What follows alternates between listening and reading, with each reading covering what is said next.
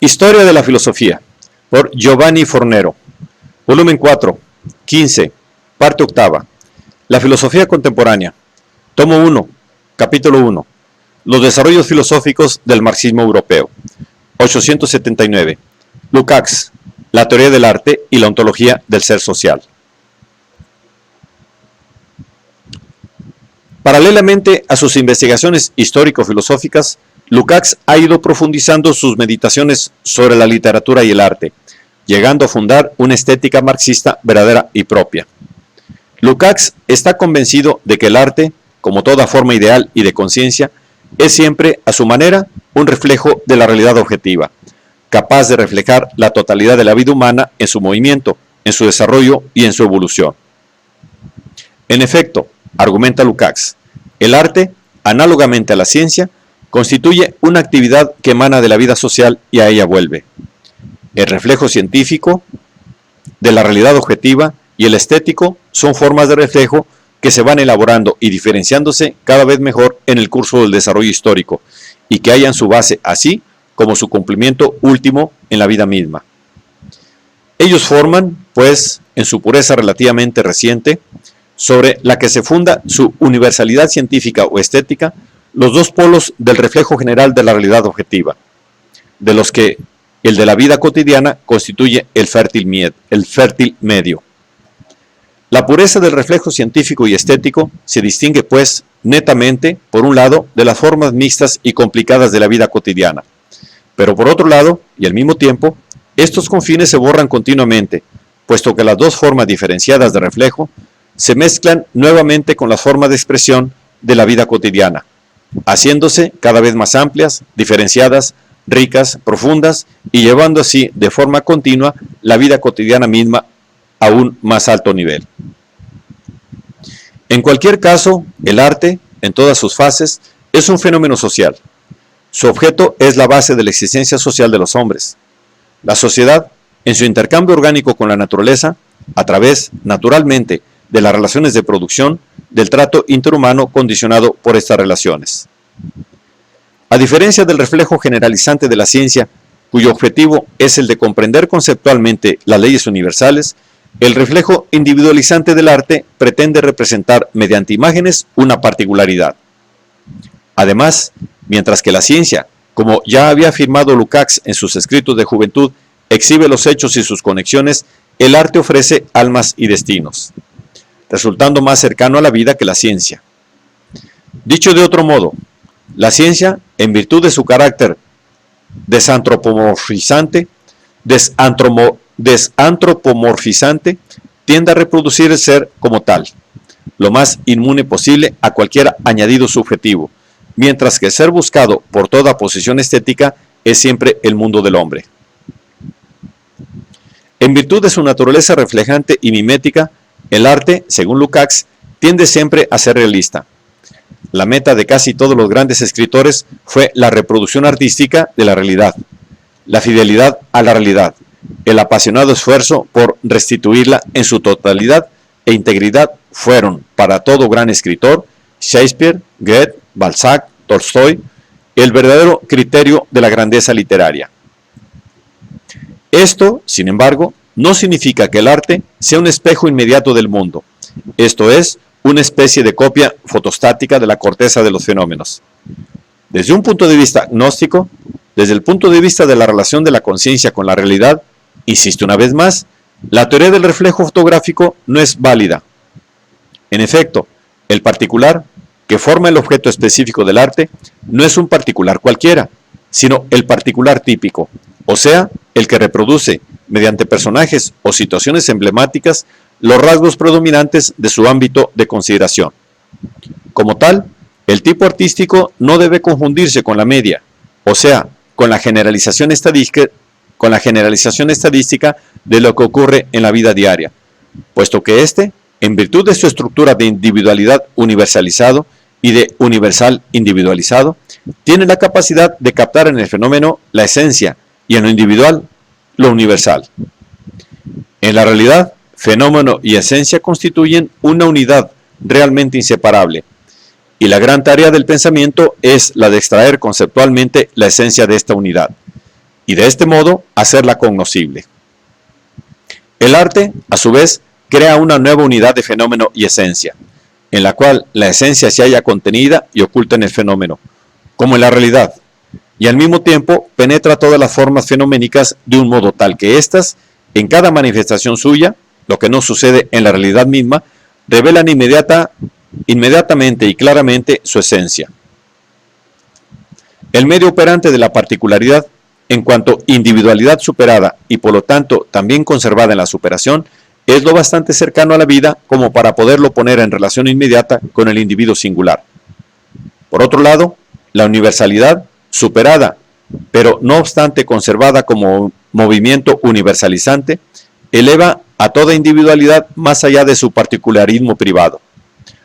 La sustrae de sus lazos y relaciones meramente particularistas y, por lo tanto, crea en los objetos y en sus nexos representados un particular reino intermedio en el cual la apariencia inmediata de la vida se une orgánicamente al clarificarse del mundo fenoménico, al esplendor de la esencia. En consecuencia, en virtud de su naturaleza mediadora, la particularidad típica tiene la capacidad de unir los contrarios y de ponerse como adecuado reflejo de la fisonomía profunda de una cierta época. El tipo se caracteriza por el hecho de que en él convergen y se entrelazan en viva contradicción unidad. Todas las contradicciones más importantes, sociales, morales y psicológicas de una época.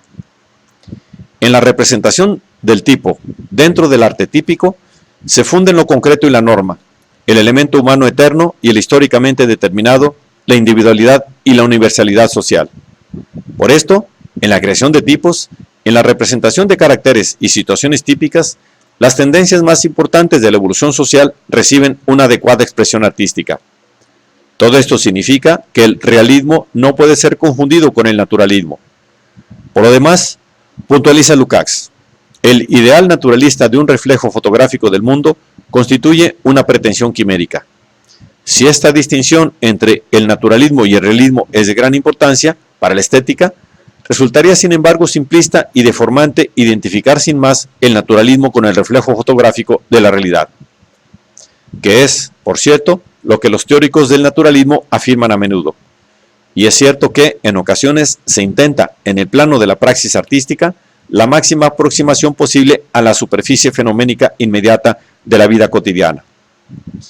Pero la reproducción fotográfica de la realidad objetiva sigue siendo, también aquí, un mero ideal, lejos de convertirse en realidad.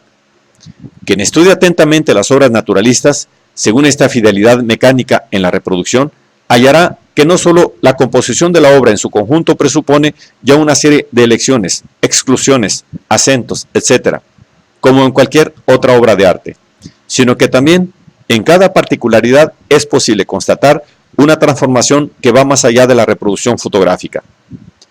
Bastará confrontar, en relación con estos caracteres estilísticos, dos corrientes naturalistas cualesquiera para que nuestra observación se vea confirmada. En cuanto a esfuerzo engelsiano de reproducción fiel de caracteres típicos en circunstancias típicas, el arte, según Lukács, constituye una estructura que va más allá de las opiniones y de la elección ético-política de un autor. En efecto, como pone en evidencia el caso de Balzac, un autor, aun siendo subjetivamente reaccionario, puede llegar a reconocer realísticamente el rostro y las tendencias estructurales de una época y ser, por lo tanto, objetivamente progresista. En contra de las formas más groseras del llamado realismo socialista, Lukács, situándose en el punto de vista del mismo realismo crítico, escribe: sabemos que la relación entre concepción del mundo y actividad literaria es extremadamente compleja. Hay casos en los cuales una concepción del mundo política y socialmente reaccionaria no puede impedir la creación de grandes obras maestras realistas, y otros en los que la posición política avanzada de un escritor burgués asume formas que obstaculizan su realismo artístico. Esto no quita que el verdadero gran arte, en cuanto realista, termine siempre, según Lukács, por radicarse dentro de la onda del progreso social. En efecto, observa, todos los grandes realistas han acabado por obedecer en sustancia el mandato de Hamlet: tener frente a los ojos un espejo y con la ayuda de la imagen reflejada promover la mejora de la humanidad. El rechazo de Lukács a concebir de forma excesivamente rígida la relación entre arte y política, tanto más precioso si se tiene en cuenta que se sitúa dentro de un periodo en el cual el realismo socialista, concebido en las formas más rústicas e ingenuas y en la oleografía más vacua y retórica, constituían las ordenanzas de toda una política cultural. No excluye, sin embargo, según una tesis crítica ampliamente compartida, que el filósofo húngaro, en virtud de su privilegiación del arte artístico y de las consiguientes ecuaciones realismo igual socialismo, antirrealismo igual capitalismo, hubiera manifestado una sustancial incomprensión ante los grandes escritores del 900, como por ejemplo Proust, Joyce, Kafka, percibiendo en las vanguardias artísticas del siglo el punto extremo del irracionalismo y del nihilismo de la clase burguesa en su ocaso. El último trabajo de Lukács es una obra póstuma, obtenida de un manuscrito de más de 2000 páginas, que hasta la fecha ha tenido escasa influencia en el debate filosófico actual, pero que, en la intención del autor, tenía que llegar a representar el punto de apoyo de una proyectada reestructuración del marxismo capaz de oponerse con eficacia a la proliferación de las filosofías burguesas, sobre todo al neopositivismo. Convencido de que el marxismo, también con objeto de una adecuada elaboración del problema ético, tenía necesidad de una ontología fundada y fundadora, Lukács, no sin influencias explícitas por parte de N. Harman, se propone esbozar una teoría de los niveles del ser y de su estratificación ascendente. A su juicio, el ser, entendido no como una vacía categoría abstracta, sino como totalidad concreta o complejo de complejos, dialécticamente articulada en totalidades parciales y dinámicas, presenta tres grados ontológicos de existencia objetiva: la naturaleza inorgánica, la vida biológica y el ser social. Cada uno de estos niveles, aún diferenciándose de los demás, está conectado a ellos según un vector de desarrollo, de carácter necesario causal y no teleológico, en el cual el superior presupone al inferior. El ser orgánico se apoya en la existencia de la naturaleza inorgánica. Ambas resultan luego el presupuesto ineluctable del ser social. Esto no significa, sin embargo, que el superior pueda ser explicado a través del inferior. La ontología marxista del ser social excluye la transposición simplista, vulgar materialista de las leyes naturales a la sociedad, como estuvo de moda, por ejemplo, en los tiempos del darwinismo social. En efecto, el ser social, gracias a la mediación del trabajo, abandona el papel de simple epifenómeno de las series causales objetivas, que se mantiene aún en los animales superiores para adquirir su propia dimensión. Las formas de objetividad del ser social se desarrollan a medida que surge y se manifiesta la praxis social a partir del ser natural, volviéndose cada vez más declaradamente sociales.